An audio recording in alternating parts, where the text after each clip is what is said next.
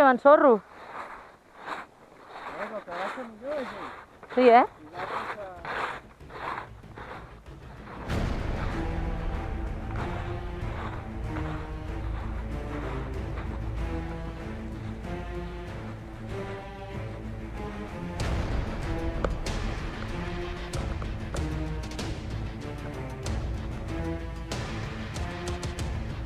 Aquí sí que està bé la neu. Aquí sí.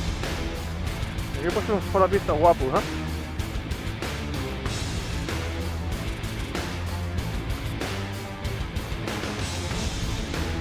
No te'n compte.